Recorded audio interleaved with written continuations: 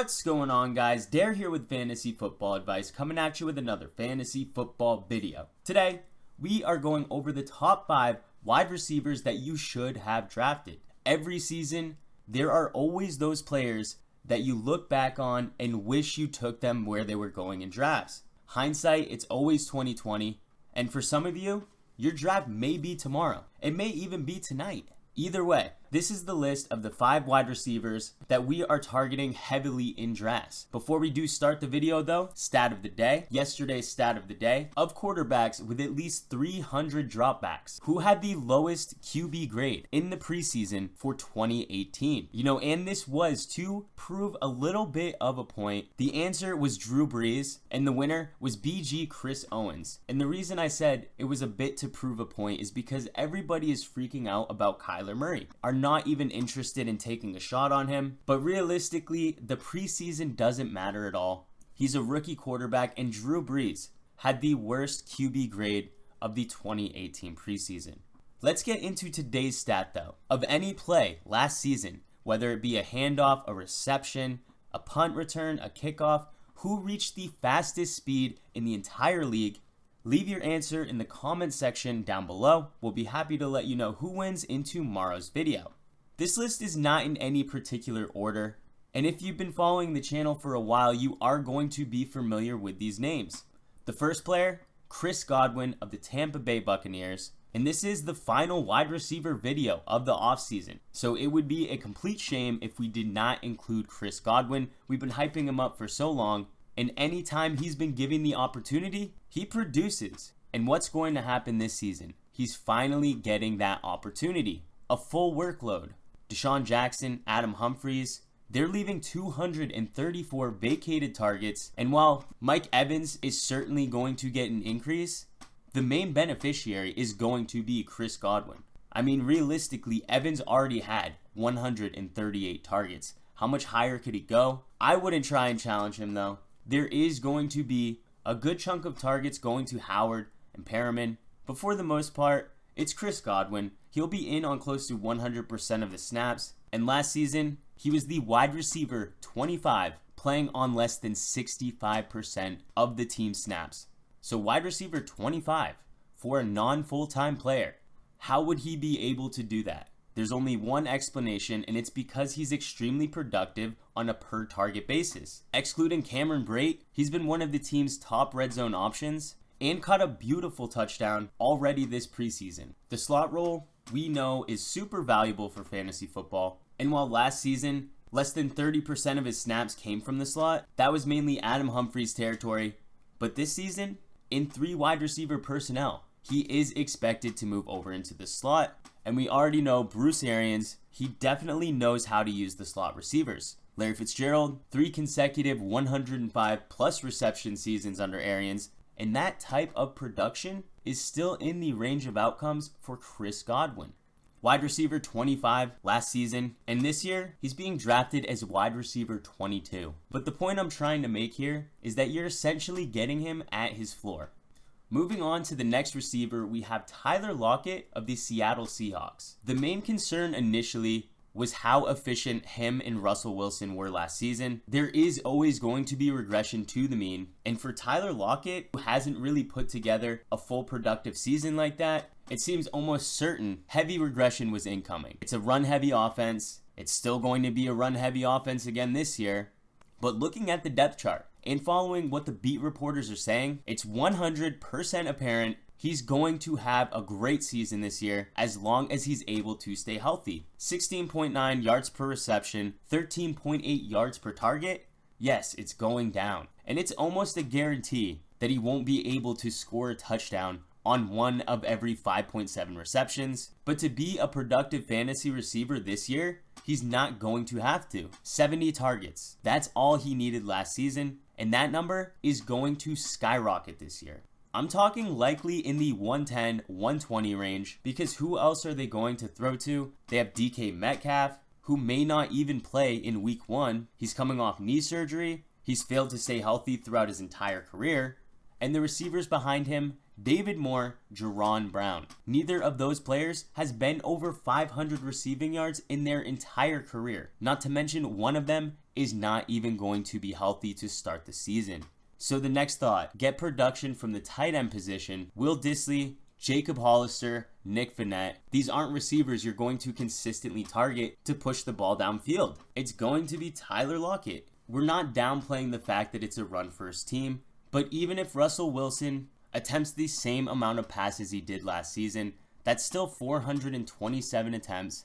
And considering that Tyler Lockett is going to be his first read on nearly every play, that is plenty for Lockett to produce. Now, clearly, you don't want him as your wide receiver 1. He's a much better fit as your wide receiver 2 on your fantasy team. But would we be shocked if he finished inside the top 12? Not completely. But guys, before we do get into the next player, if you have not drafted yet, consider becoming a member of our website. Sign up for our draft package.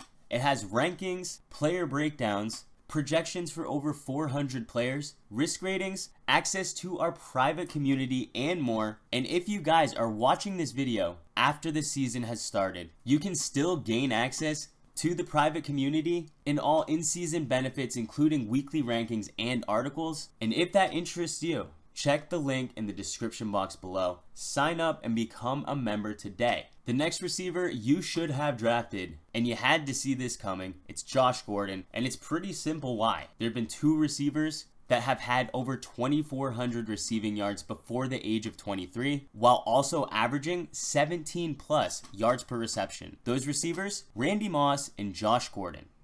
In fact, Josh Gordon has averaged 74 receiving yards per game throughout his entire career, including 40 receptions, 720 yards, and 3 touchdowns in just 11 games last season. And when Brady was targeting Josh Gordon, he averaged 11.3 yards per attempt, which was the highest mark Brady had throughout his entire career. PFF even graded Josh Gordon as the 17th highest graded receiver last year, even outpacing Julian Edelman, so there should be no question he can still produce at an elite level. Literally in half of his games, he either goes for 90 yards or scores a touchdown, while also maintaining 18 yards per reception. The only receiver that beat him in that category was Deshaun Jackson.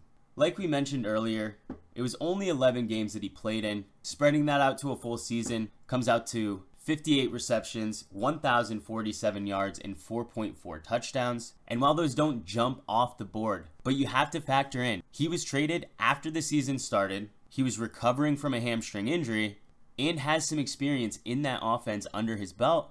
Free agent receivers typically do have a rocky start. I wouldn't consider his start rocky at all, but in year 2, almost always they show improvements in several areas. And the type of athlete that he is, I wouldn't be surprised if he takes a major leap. He's been practicing with the team. He's fully reinstated. N'Keal Harry's actually battling an ankle injury to go along with several others. So come week 1, he's going to be the outside receiver for the New England Patriots, and he's going to have the opportunity for a lot of fantasy production. Right now, his ADP, you don't have to spend much at all. He's going in the wide receiver 28 to 32 range, depending on which site you're drafting on. Essentially, that's a low-end wide receiver 3, and when compared to the players being drafted around him, nobody in that range even remotely has the same type of upside that he does. Moving on, we have Dede Westbrook of the Jacksonville Jaguars. And Dede's ADP has finally gone up, but it's still a little bit ridiculous. He finished last season as the wide receiver 33, and that was with Blake Bortles. His current ADP, wide receiver 33, and he got a significant upgrade at the quarterback position. Blake Bortles had the 2nd lowest completion percentage above expectation. Compare that to Nick Foles, who had the 2nd highest. And if you want to hear more good things about Foles, he ranked top 15 in completion percentage, yards per attempt, touchdown percentage, and passer rating while targeting slot wide receivers. Bortles outside the top 30 in every single one of those categories. But let's move over to Dede himself, and he's already shown that he can produce. We've seen flashes of it. He's done it with a terrible quarterback, and there is no competition for targets. There's DJ Chark, Chris Conley, Keelan Cole, and Marquise Lee. We haven't seen a healthy Marquise Lee for quite some time too, so keep that in mind. And if you're thinking tight end, there are no tight ends on the roster that are any threat to Dede Westbrook's target market share. And in one preseason game, in limited action, Westbrook saw 6 targets. Westbrook saw 6 of 8 targets from Nick Foles. That is insane. So to be able to grab D.D. Westbrook as your wide receiver 3 or 4, even after drafting running backs and tight ends early, it's a pick that really just can't go wrong. But I did save the best for last, and you're not just getting one wide receiver, you're getting the Packers wide receiver core. Adams, obviously, he's a great pick. We have him ranked as the wide receiver 1, but needless to say, we are not including him as the player you wish you should have drafted, because not everybody is going to have the opportunity to draft Davante Adams. Allison, MVS, those are the guys that are coming in highly undervalued. And honestly, you shouldn't even care which one you're able to grab. If one's slipping in the draft, try and go after him. It should be a goal of yours to try to get one Packers wide receiver on your roster in every draft. And it's pretty simple. The Packers offense, it's likely going to be improved from what we saw last season, but at the very least, you can guarantee that there's going to be better play calling. You can expect it to look a lot more like the Rams offense did last season, not in production, but in personnel. But the way that they're going to be utilizing these wide receivers, it's going to be very similar to what you see with Kupp, Cooks, and Robert Woods. Now, exactly how the splits are going to work, it's a little bit unclear, but what you can expect is that target funnel, the one we see also on Minnesota, where you know the targets are going to go to the receiver position. You can expect a lot of that from the Green Bay Packers, and even though we're not exactly sure where the targets are going to go and in what percentage, realistically, the only capable pass catchers on this team are Adams, Allison, MVS, and potentially Aaron Jones, who is slated to get increased work in the receiving game. But other than that, that's kind of it. There is Jimmy Graham on the roster, and he is going into his second year on the team, but he's pretty washed up at this point. And Aaron Rodgers, throughout his entire career, has always heavily favored the wide receiver position. If you need an example, look at Jared Cook last season. He had a career year with a very subpar quarterback in Derek Carr, but when Jared Cook was on the Green Bay Packers, we didn't see nearly any of that type of production. And even in Seattle's first year with Jimmy Graham, you could clearly see his involvement in the offense. Wilson consistently looking his way. In Green Bay, it's just not really the same type of deal. We know where the production's going. Allison, MVS, they've been undervalued all summer, and I'd kind of break it down like this. If you want to shoot for massive upside, MVS is probably your guy. He's more athletic. His role is going to lead to more big plays. He's going to be the deep target. And in the late rounds, we do like to prioritize upside. So he would be the one that we would draft first. But Allison, there's a chance he fills the main slot role. Being second on this team in targets is probably a safe bet. Both are going to be productive though, and they each come with a nice ceiling, a weekly floor, and with Aaron Rodgers throwing the ball, these are the types of guys that can perform in bad matchups. Randall Cobb last season, week 1, 9 receptions, 142 yards, and a touchdown against the Chicago Bears. The Chicago Bears with Khalil Mack. Randall Cobb's out, MVS, Geronimo Allison. These are the guys who've been getting the reps, who've been getting integrated into the offense, and are ready to be unleashed in 2019. But that's going to do it for this video, guys. We really hope you enjoyed. If you did, how about you hit that like button? If you're new to the channel, please hit that subscribe button. We thank you all for watching, and we'll catch you on the next one.